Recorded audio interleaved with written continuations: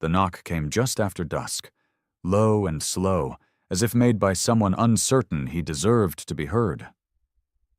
Mirabelle stared at the warped wooden door of her one-room shack, her heart hammering beneath the patched shawl she hadn't taken off in 3 winters. No one ever came this far, not to a woman like her, not up the steep ravine where even sunlight hesitated to visit. She glanced around her crumbling walls, past the one-legged table and the soot-choked stove, and whispered to herself, "Lord, please let it be someone kind." When she opened the door, she had to step back, not from fear, but from sheer scale. The man before her looked carved from mountain stone, broad-shouldered and hunched slightly so he wouldn't scrape the lintel. His beard was thick, but his eyes, they weren't hard like most men's. They looked like someone had just told him a secret too big to hold. "Ma'am," he rumbled, hat in hand, "storm's comin'. Was wonderin' if I might rest here, just till it passes." Mirabelle blinked. Her home had never been anything more than a slant-roofed afterthought, a leftover from her husband's cruel ambitions and final departure. She swallowed and stepped aside. "You're bigger than my house," she said, voice barely above the rain starting to spit outside. That's when the mountain man did something no one expected. He didn't laugh or flex or try to squeeze through with pride. He just stood there a second longer, then fell to his knees, eyes filling fast. "Ain't no one ever let me in without question," he whispered, still on the stoop, tears running into the dirt. "Not once." Mirabelle froze. What kind of man wept at the door of a shack? What kind of man knelt when others barged in? She didn't know what to do, so she reached out and touched his shoulder just lightly. "Storm's not the only thing that needs shelter," she said, surprising herself. He nodded but didn't move. She realized he wasn't waiting for her to let him in. He was waiting to be sure it wouldn't hurt her to say yes. So she did. "Come in, mister," she said softly. "I've got soup if you don't mind it thin, and fire if you don't mind it quiet." As he ducked inside, carefully folding his frame to avoid the sagging beams, something strange happened. The room didn't feel smaller. It felt warmer. He took the stool without breaking it, hands folded like a boy at church. She stirred the pot and tried not to stare. "Name's Alder," he said after a long silence. "Been livin' where there ain't much kindness left." Mirabelle met his eyes. "Then maybe you're due for some?" But as the wind howled and the door creaked behind him, she noticed something else. His boots were nearly torn through, and a long scrape marred the length of his left arm. She didn't ask about it yet, because something told her there was more under the surface of this giant than hunger and tears. And she wondered, if a man that big had nowhere else to go, what had the world done to him before he knocked? Mirabelle didn't sleep that night, not really. Not with a man like Alder beneath her roof. Not with the sound of the storm pressing down on the shingles like fists, and certainly not with the questions crawling through her chest. He lay curled near the stove, arms folded beneath his head, the firelight catching the wet glint in his beard where tears hadn't dried. She hadn't asked why he cried. She hadn't dared. But every so often she looked at him from her cot in the corner and wondered what it took to bring a man of that size to his knees at a woman's door. Her eyes kept landing on the ragged scrape along his arm. He hadn't mentioned it, but when he dozed off, he winced every time he turned that side toward the fire. She knew better than to poke around in a man's pain uninvited, but something about him made her feel like if she didn't ask soon, she might miss something important, something sacred. At dawn, the wind slowed, and the gray light filtered through her tattered curtain. Alder stirred and sat up, blinking like he wasn't sure he'd dreamed the whole night. "Didn't mean to take your only fire," he said. "Didn't mean to take your peace." Mirabelle poured the last of the broth into a tin cup and handed it to him without meeting his eyes. "You didn't take anything," she murmured. "You made it feel like someone was watching the place for once." He looked at her like that, hurt worse than kindness. Then, quietly, he rolled up his sleeve to reveal the full wound. It wasn't just a scrape. It was a deep, jagged gash, half-healed but infected, surrounded by bruises that looked more like boot marks than brush cuts. Mirabelle stiffened. "Who did that?" she asked, sharper than she meant to. Alder glanced at the door. "Was working near Dead Man's Hollow. Bunch of fellas caught me passing through. Thought I looked like someone else. Decided to teach me something anyway." She swallowed. "You didn't fight back?" He gave a slow nod.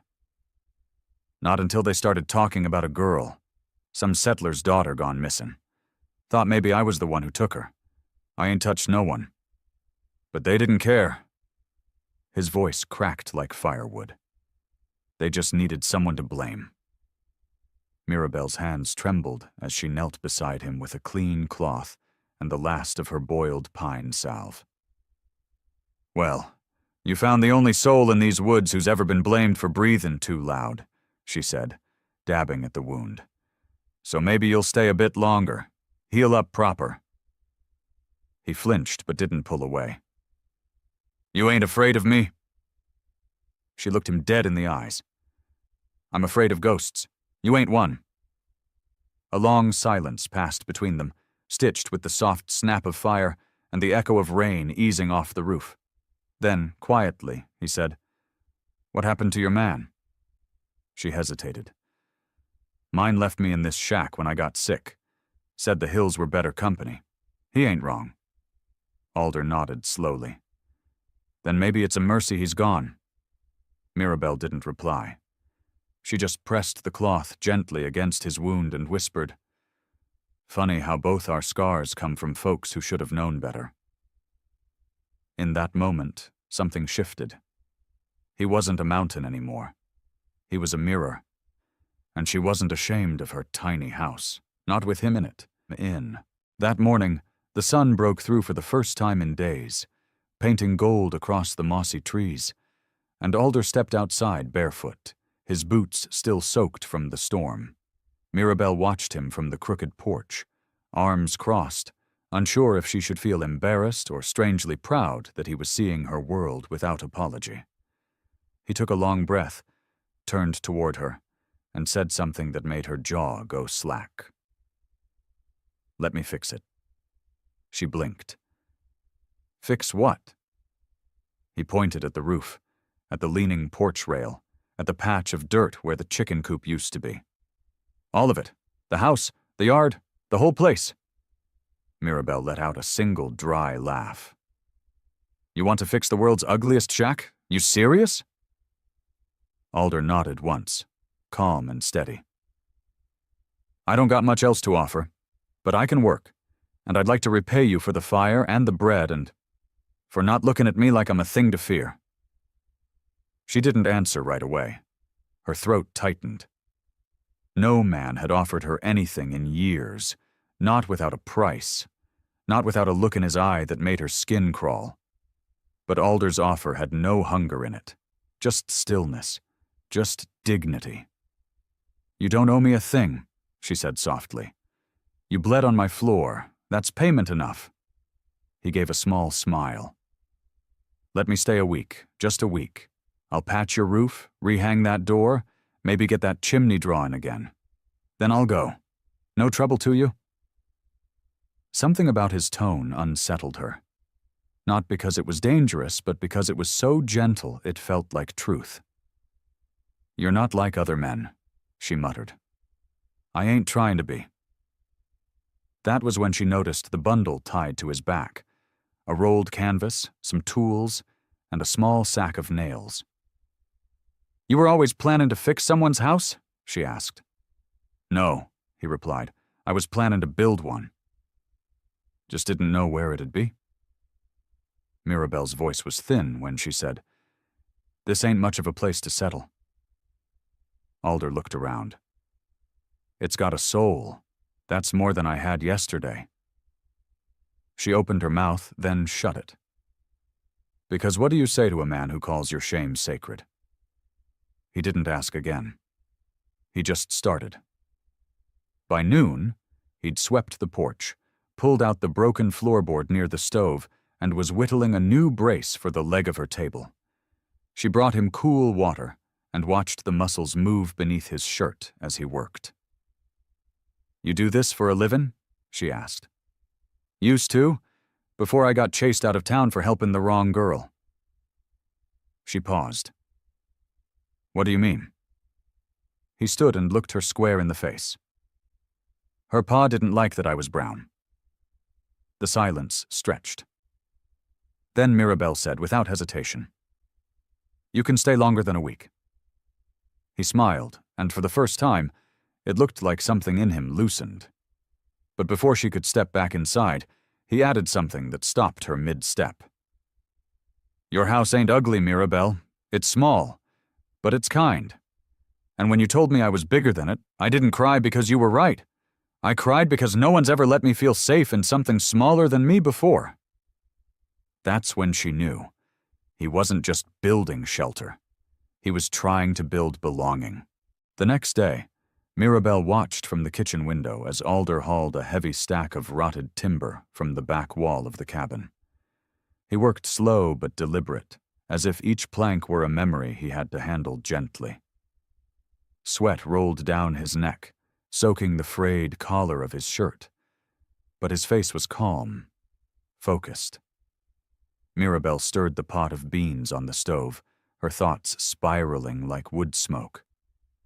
She didn't know why she was still letting him stay. Maybe it was pity. Maybe it was the way her shoulders relaxed when he was near, as if her bones remembered something she didn't. Just after noon, she stepped out with a tin cup of water and found him kneeling in the weeds, examining a pile of stone that used to be her garden wall. "You planning to rebuild that?" she asked. "No," he said. "This wall didn't fall. Someone knocked it down." Mirabelle frowned. "The storm did it." Alder shook his head. "Storm don't knock over dry-laid stone unless the ground goes with it, and your soil's firm. This wall was torn out, piece by piece." She didn't answer, because she remembered now. Her brother. Drunk, angry, hurling stone after stone into the night because the garden reminded him of their mother. "It wasn't the wind," she whispered. Alder looked up. "Then why are you rebuilding everything but this?" She turned her back to him, but her voice carried. "Because this wall was meant to keep things out. And I already know what that's like." Silence passed between them like a long shadow. Then Alder stood and said something so quiet she almost missed it. "Some walls were made for protecting, not hiding." She turned. "You think I've been hiding?" "I think you're still living inside what other people left behind." That hit her like a hammer. Not in anger, but in recognition. He wasn't trying to insult her. He was naming what she couldn't. That night, as the stars pressed low and thick against the sky, she found him sitting at the edge of the garden stones, cleaning the grime from each one with a scrap of cloth. "You don't have to do that," she said. "They're just rocks." He didn't look up. "You ever think maybe your mama laid these? Maybe her hands touched everyone?" Mirabelle swallowed hard. She used to hum when she planted, said the earth listened better to music than to words. Alder smiled faintly. Then maybe it's time the earth heard her voice again. The next morning, she found something she hadn't seen in years. A row of stones, not as a wall, but as a path, leading from her porch to the garden, as if he were guiding her back to something lost. She stepped barefoot onto the first stone, then another. The morning dew stung her toes, but she didn't stop. She walked the whole path, slow and steady, until she stood in the overgrown weeds that once held tomatoes, corn, and herbs, she no longer remembered the names of. Alder didn't say a word. He just watched from the shade of the barn, his expression unreadable. "I think I'd like to plant again," she said aloud, though mostly to herself. "Then we'll plant," he said, as if there'd never been any question. But even as he spoke, his eyes flicked towards the forest, as if watching for something, or someone. And that was when she realized, for all the work he did, all the peace he brought, there was still a story Alder hadn't told. And it was following him like a shadow. It was near sundown when Mirabelle saw the silhouette approaching. Lanky, crooked posture, a rifle slung carelessly across his back. Alder was splitting firewood behind the barn, but the moment he heard her gasp, he dropped the axe mid-swing and stepped around to the front like he already knew who it was. The man stopped at the edge of the property, just past the broken fence, and smiled with the kind of mouth that never told the truth. "Well, I'll be damned," he said. "Didn't expect to find you holed up with a woman." Alder didn't move, didn't speak. Only the tightness in his jaw betrayed that he recognized him. "Friend of yours?" Mirabelle asked cautiously. The man chuckled. "We're blood. Kinda. Used to run together. Until he decided he'd grown a conscience." Alder's voice was low, firm. "Turn around, Cass. You ain't welcome here." Cass clicked his tongue. "So this is the mighty Alder now? Playing house with some backwoods widow? Thought you were chasing something bigger?" Mirabelle stepped between them, heart pounding. "You've got no business here. Move on." Cass laughed again. "She's got grit, I'll give her that." He eyed the house. "Bet it's warmer inside than that cave you used to call a home. But I ain't here for trouble, just came to collect." Alder stepped forward. "You got no claim on me." Cass's expression darkened. "That right? You forget who took the fall for you in Tall Pines? You walked. I got 7 years in a box. 7 years thinking what you owed me." Mirabelle felt the ground shift beneath her. What is he talking about, Alder?" Cass smirked. "Didn't tell her, did you? How you were the one who put the sheriff's son in the dirt, and I kept quiet. Said it was me." "He tried to slit a Lakota girl's throat in the creek bed," Alder said quietly. "She was 12. You call that murder?" Cass's eyes narrowed. "I call it a noose waiting for the wrong man." The silence burned hotter than any fire. Mirabelle stared at Alder, trying to reconcile the man who rebuilt her path with the one Cass described. "Is it true?" she whispered. Alder didn't flinch. "Every word, but I won't apologize for saving her." Cass pulled out a flask, took a swig, and tossed it into the grass. "You owe me, brother, and I don't want money. I want your horse, the black one. Strong legs, clean hooves. She'll fetch a good price in Elkridge." Alder's eyes darkened. "You touch her, and I'll bury you under her hoofprints." "That the old Alder I hear?" Cass sneered. "Maybe he ain't dead after all."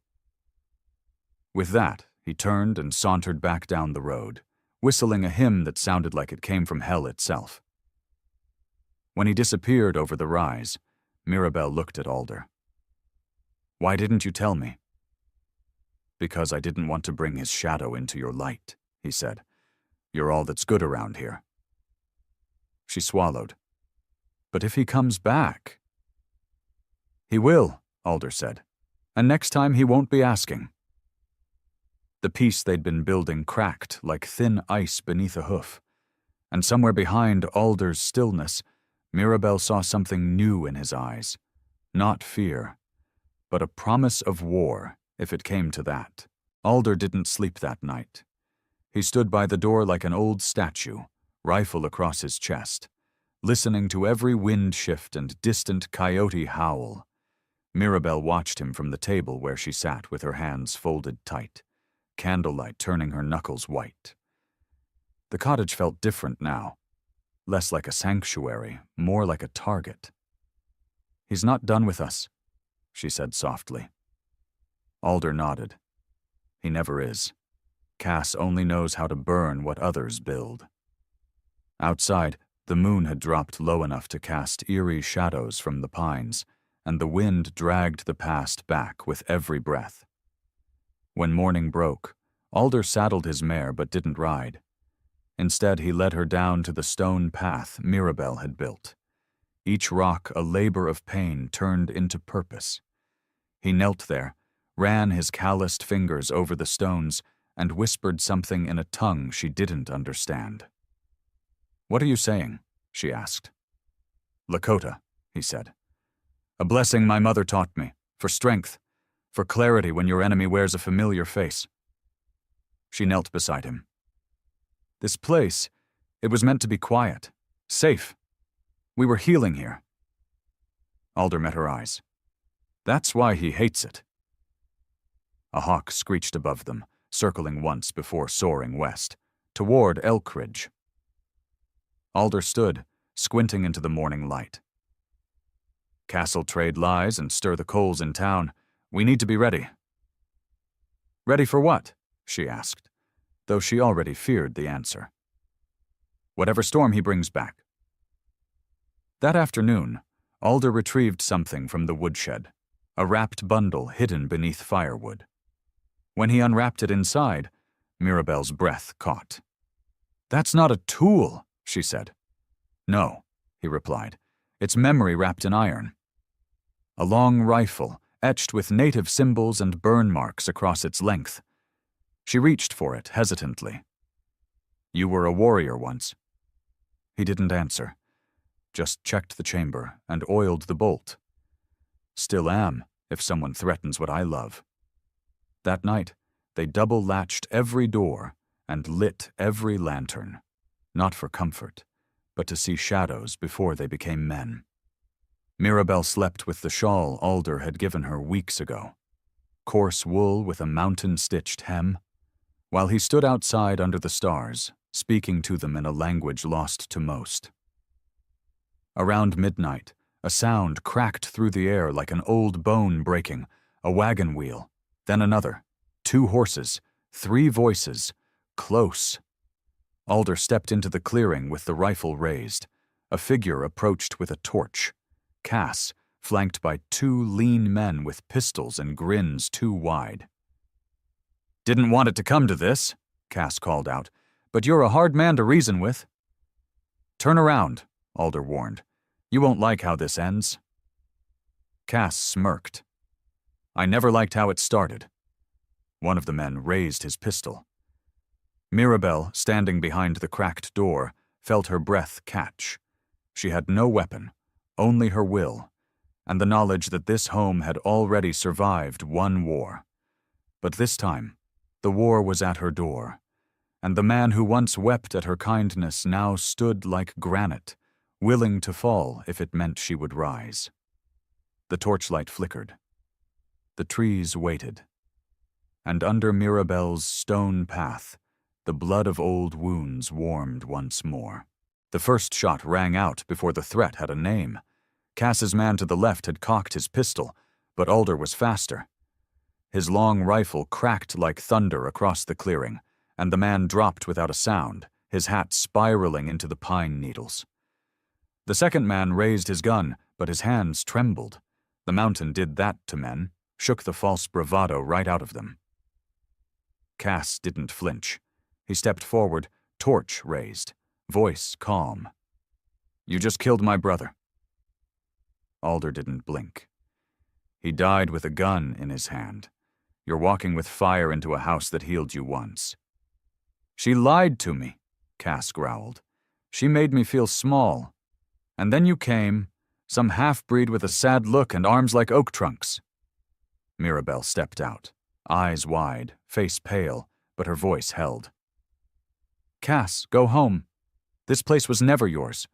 You left it behind when you broke my ribs and blamed the floor." Cass turned his gaze to her. "I gave you everything, food, a roof, my name. And then you took the rest," she said. "My peace, my voice, My hope. Alder moved between them slowly. You want to hit something, Cass? Hit me. Cass chuckled. Gladly. But as he stepped forward, something shifted. The second man, a boy, really barely 20, lowered his gun. He said you were hiding cattle, the boy muttered. Said you stole his land. Alder looked at him. Do I look like a thief? The boy shook his head. No, sir. You look like someone who finally stopped running. Cass's face twisted. Traitor. The boy backed away. I didn't sign up to shoot a woman for leaving a man like you. Cass snapped. He turned, aimed his pistol, not at Alder, but at the boy's back. That was his mistake. The second shot came from Mirabelle. She had taken Alder's sidearm from the kitchen shelf, her hand steady. The bullet tore through Cass's shoulder, spinning him sideways. He dropped his weapon, fell to his knees. You, he hissed. You'd shoot me? No, she said. I'd shoot the man who turned you into this. Alder picked up Cass's pistol, emptied the chamber, and tossed it deep into the woods. Cass groaned, clutching his wound. You think they'll let you live out here in peace? You think your mountain will protect you forever? No, Alder said, but I'll protect her until it doesn't. The boy helped Cass to his feet. Let's go, he said, voice low. This place ain't ours. Cass didn't argue. He stumbled back toward the wagon, leaving behind blood, pride, and the last thread of control he ever held over Mirabelle. When the sound of hooves finally faded, Alder turned to her. You okay? She nodded, slowly. That shot, I didn't even think, I just did it. That's what courage looks like.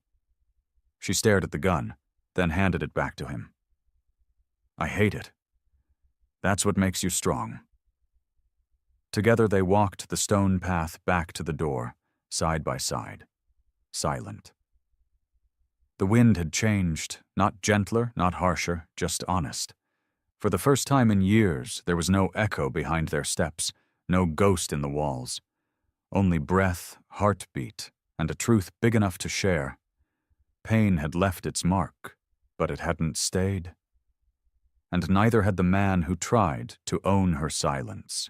The fire inside her small stone hearth hadn't burned this cleanly in years. Alder fed it patiently with bark and splinters, his movements slow, deliberate, like he didn't want to disturb the room's quiet breath. Mirabelle sat across from him on the worn rug, knees to her chest, eyes not on the flames but on the quilt draped over her shoulders, the one she had stitched years ago for herself and Cass, never imagining it would end up wrapped around a man who had protected her with silence, not fists. Why'd you cry? She asked suddenly. Alder didn't look up. When I said you were bigger than my house. He leaned back, running one hand along the grain of the floorboards. Because no one's ever said something that kind. Most folks look at me and see a threat or a joke, too tall, too broad, too wild. But you looked at me and saw a place to fit. She blinked, unsure whether to smile or cry. I was embarrassed. So was I, he said. But not by your house, by the way you still opened it. He glanced at the doorway. That man left cracks in your ribs and your soul, and still you let a stranger in. You weren't a stranger, she whispered. You were the first man who didn't ask me to explain myself. Alder stood, ducking slightly to avoid the beam overhead. When I was younger, I tried to live in towns, tried to fit my legs under desks made for smaller men, tried to date women who thought my silence meant stupidity. He crouched beside her. Then I came out here, hoping if I got big enough, the ache would get smaller. But it didn't. She touched the scar on his knuckle. What healed it? You, I think, he said, eyes steady. Your porch. Your apology. Your truth. She smiled, but it faded quickly. What happens now? You just stay here? Not unless you want me to.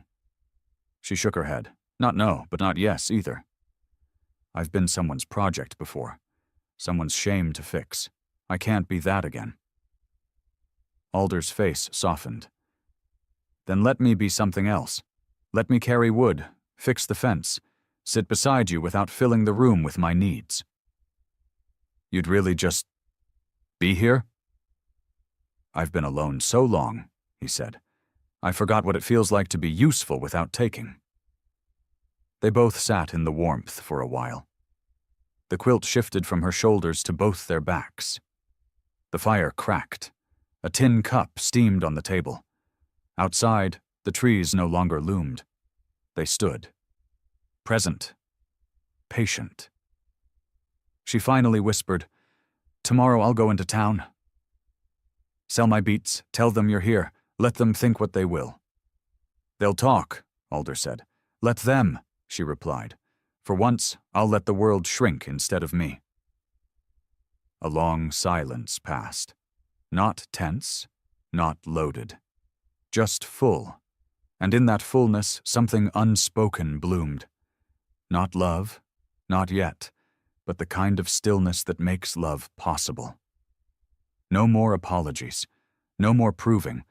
Just two people too bruised to run, too tired to pretend, and finally warm enough to stay seated beside the same fire. Mirabelle found it by accident the next morning, tucked beneath a half-eaten biscuit and a folded cloth.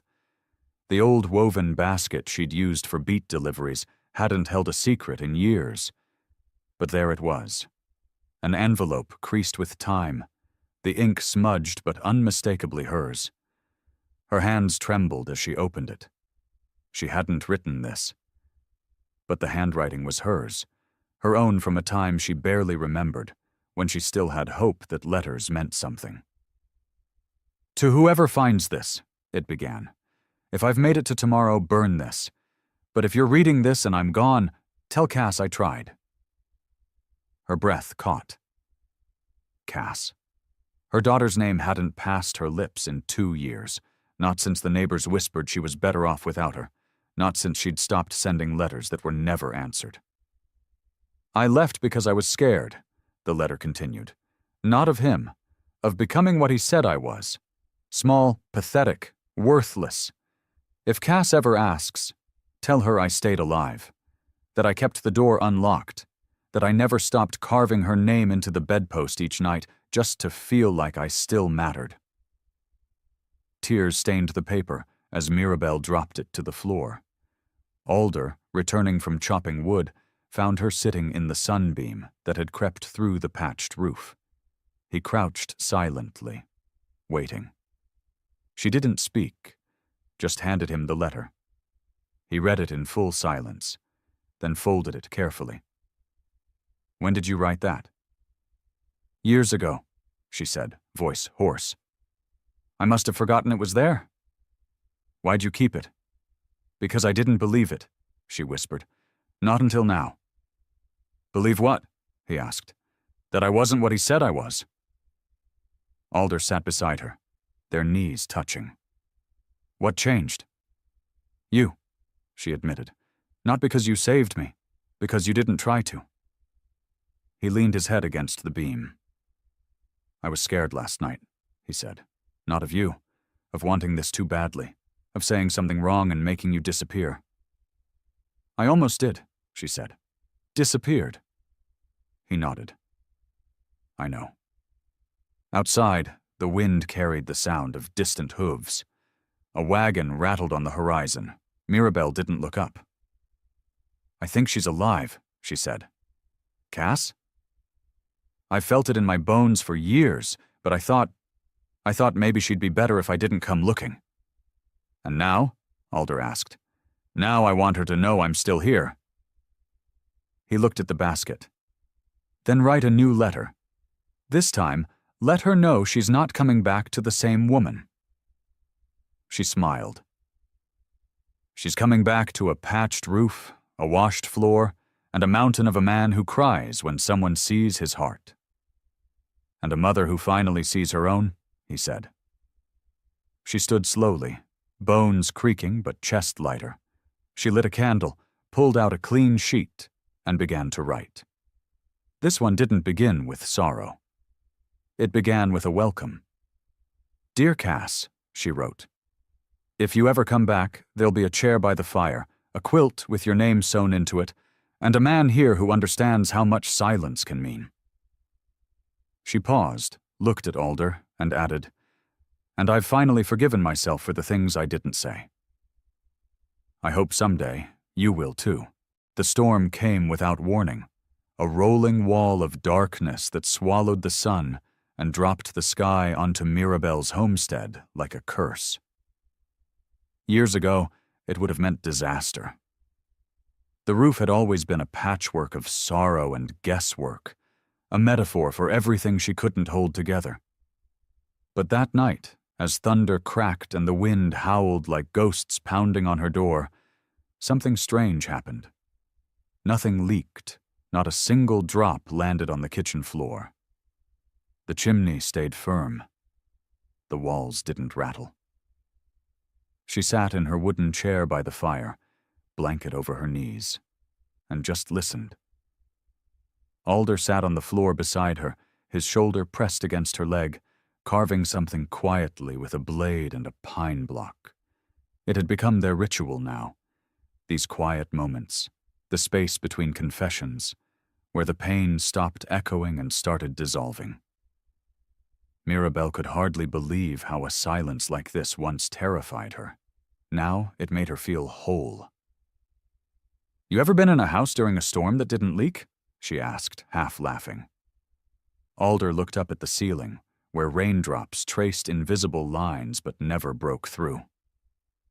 "Not till now." "It's strange," she said. "The things you never dare to expect." "It's not the roof," he said. "It's you." "What do you mean?" "It held because you wanted it to, because you needed it to, because for once you believed you deserved shelter." She swallowed hard. The truth of it hit deeper than any insult her ex-husband ever muttered. "I used to think the leaks were punishment," she whispered, "that no matter how hard I worked, something would always fail, that I wasn't allowed to have peace." Alder stood slowly and walked to the door. He pushed it open. Outside, the storm raged, but his face softened. "You're not who you were, Mirabelle." She stayed seated, unsure if she could stand under the weight of that sentence. "You've changed," he added.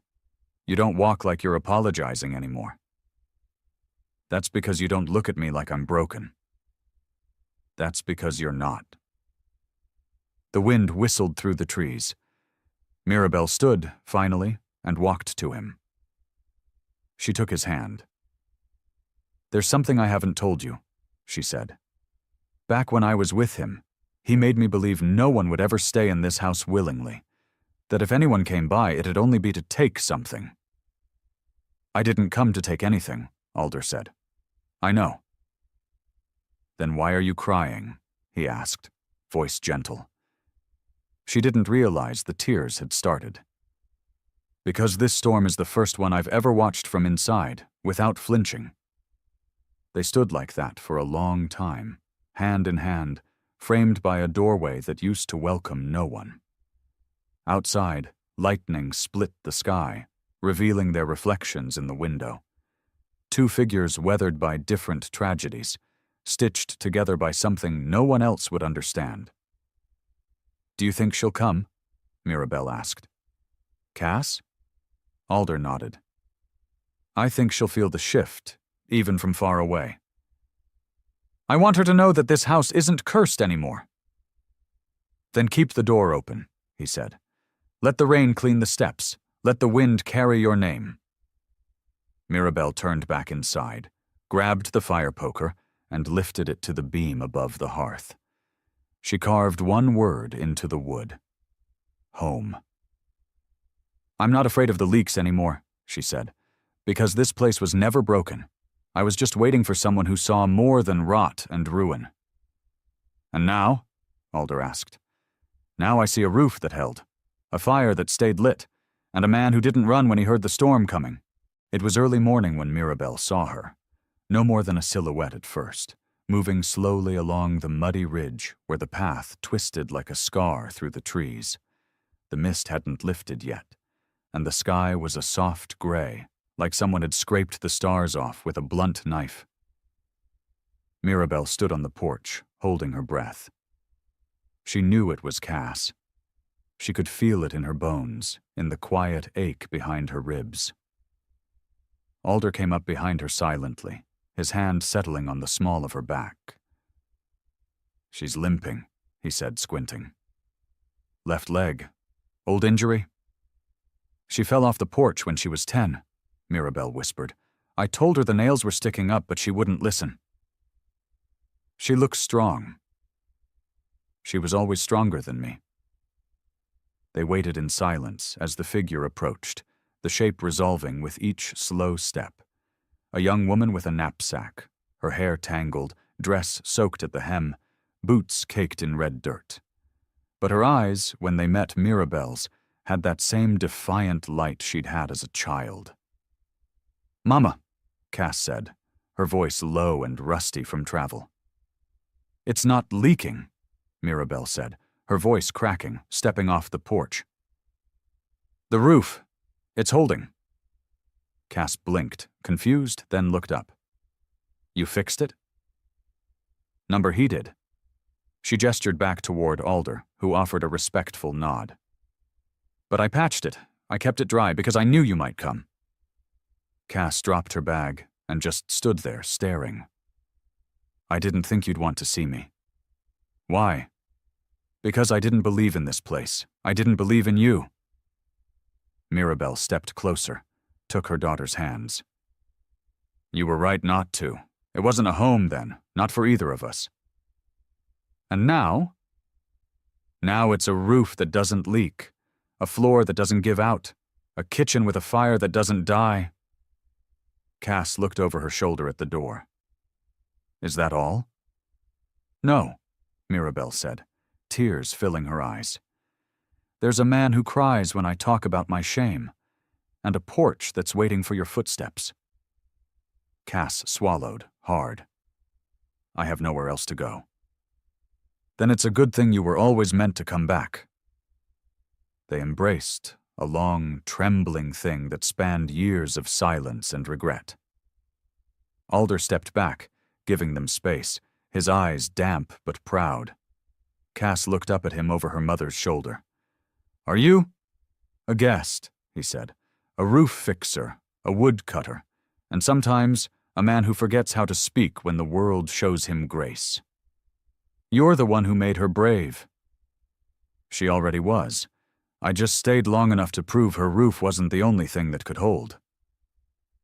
They stepped onto the porch together, the three of them. Inside, the fire was warm, and the house didn't creak the way it used to. It was no longer afraid of people, of memories, of storms. It was just a house, finally allowed to be what it was always meant to be, a home with room for second chances. Cass touched the carving on the beam, home, and smiled. "You finally wrote it down." "It took me a while to believe it," Mirabelle said.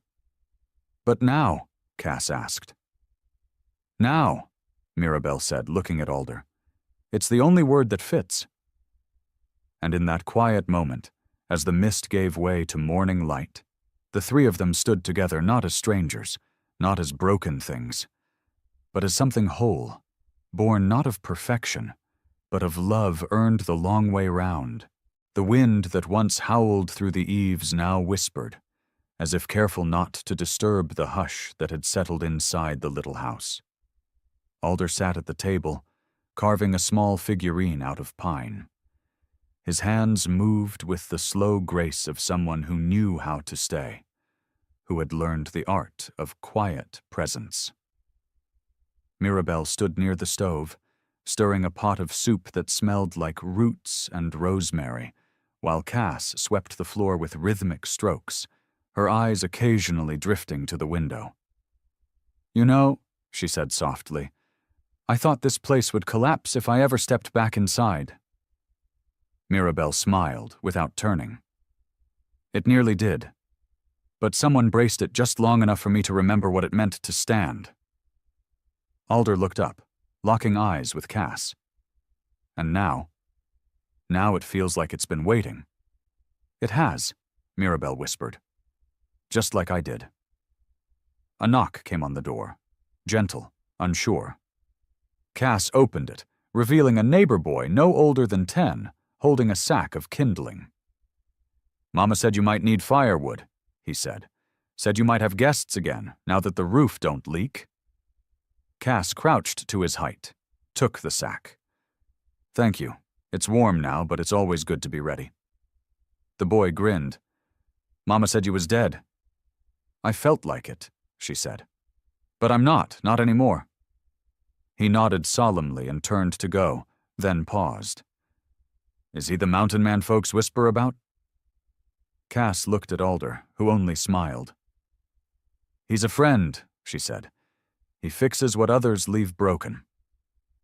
The door shut gently behind him, and the silence that returned was softer now, like a blanket rather than a void.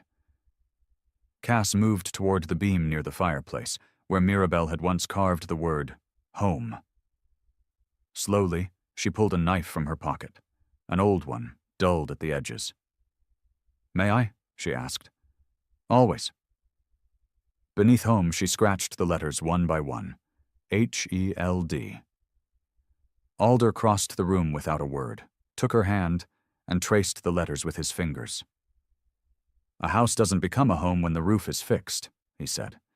"It becomes one when someone's willing to stay under it, even when it's raining."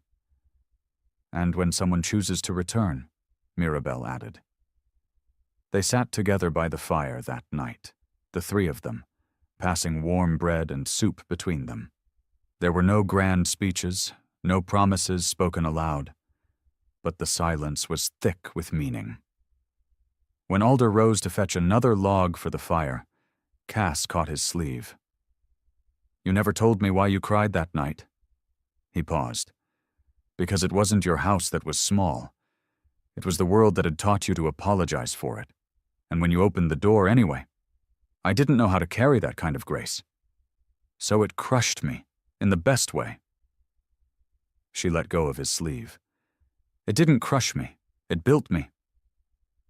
He smiled and kissed the top of her head like a father might, then turned to the hearth. As the flames crackled, Mirabelle whispered, "Do you still think you're bigger than my house?"